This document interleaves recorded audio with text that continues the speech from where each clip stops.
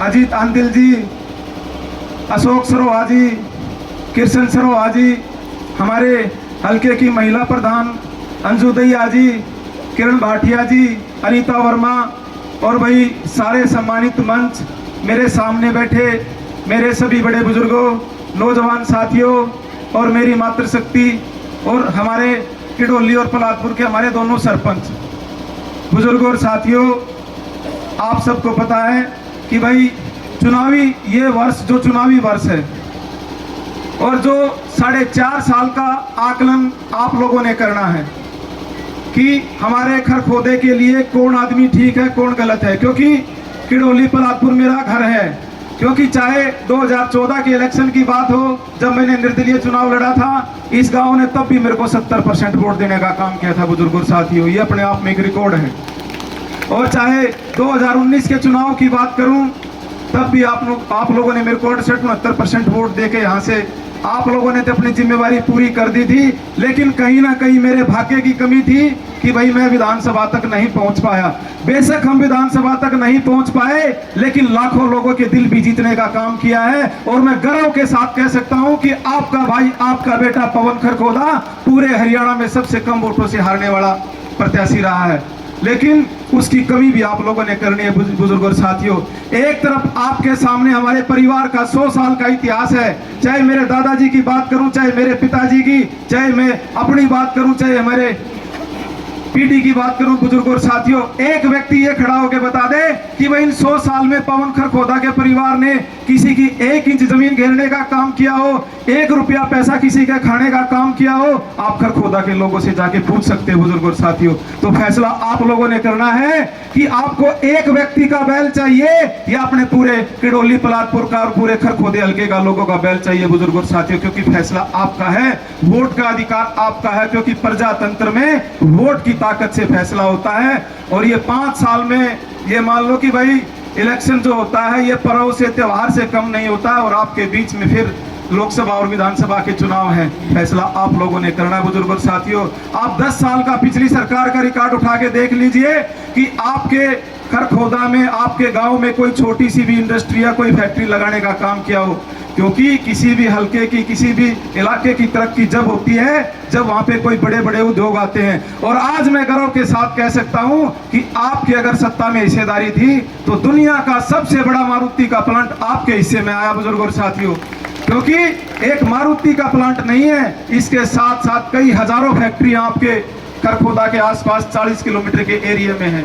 मैं परसों अपने गड्डी सिसाना गांव में गया था, एक मारुति की एक वेंडर कंपनी थी, उसका भूमि पूजन का मेरे को अवसर मिला, तो वहां पे मेरे को पता चला कि 20-25 कंपनियां ऐसी एक छोटे से गांव में आपके गड्डी सिसाना में है, और आपके हल्के में तो 57-58 गांव है बुजुर्गों और साथियों।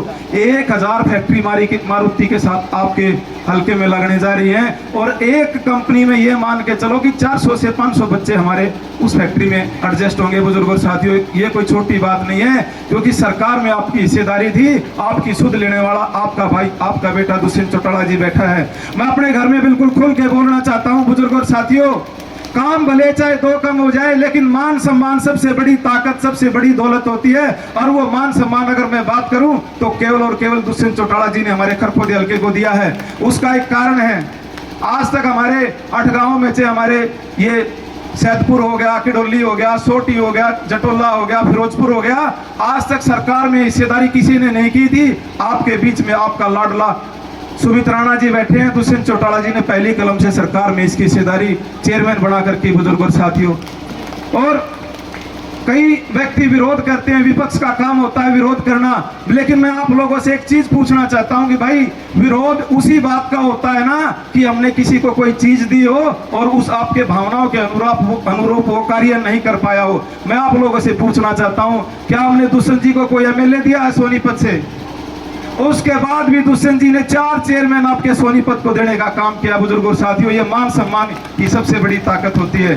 तो मैं आप लोगों के भरोसे दुष्यंत जी को यही विश्वास दिलाता हूं कि दुष्यंत जी, ये किडोली पलातपुर की धरती है जिसका भी साथ देती है, तन मन धन से साथ देती है। और ये तो संकल्पित लोग हैं कि जिसका एक बार संकल्प का प्रण कर लेते हैं उसको पूरा करके छोड़ते हैं। और इसका उदाहरण इन्होंने 2014 के इलेक्शन में, 2019 के इलेक्शन में दिखाने का काम किया है। और ये गांव तो जी ताऊ देवीलाल जी से जुड़ा हुआ गांव है, और ताऊ देवीलाल जी से तो पूरा हरियाणा, पूरा समस्त भारत ही जुड़ा हुआ है, इसलिए उनको ताऊ की उपाधि दी गई है बुजुर्ग और साथियों।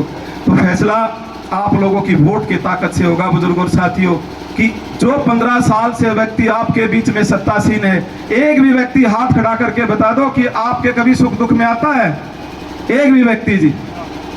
तो वो केवल और केवल झूठ की राजनीति 15 साल से आप लोगों के बीच में कर रहे हैं। और मैं तो खुल के एक चीज जरूर बोलना चाहूंगा कि भाई 2019 में, 2029 में जब आपका हल्का बदल जाएगा, जर्नल हो जाएगा, क्या जयवीर आपकी वोट मांगने के लिए आप लोगों के बीच में पा जाएगा क्या बुजुर्ग और साथियों? लेकिन पवन खरखोदा आपके बीच में मिलेगा बुजुर्ग और साथियों, और 20-25 हजार वोट भी उस समय पल्ले होंगी। जो प्रत्याशी आप खड़ा करोगे जर्नल में, पवन खरखोदा उसका साथ देगा। लेकिन उससे पहले 2024 में आप लोगों ने पवन खरखोदा का साथ देना पड़ेगा, क्योंकि इसका एक ही मात्र विकल्प है, चाबी का निशान। चाबी के निशान के बगैर हमारा ताला नहीं खुलेगा बुजुर्ग और साथियों, जो 15 साल से बंद है। तो अब की बार बदलाव के लिए तैयार होना बुजुर्ग और साथियों। तो जी जब आपको हारने के बाद भी सबसे पहले हरियाणा सरकार में जिम्मेवारी मिलती है, तो जीतने के बाद आपका लाडला, आपका बेटा आपके लिए कोई कोर कसर नहीं छोड़ेगा बुजुर्ग और साथियों। मैं तो दुष्यंत जी से यही प्रार्थना करता हूं जी, हमारे इन गांव की जो भी समस्याएं हैं जी, उनको जरूर, जो भी आपके अधिकार क्षेत्र में आती हैं, उनको जरूर पूरा करना। जय हरियाणा, जय किडोली, जय पलादपुर, जय जेजेपी।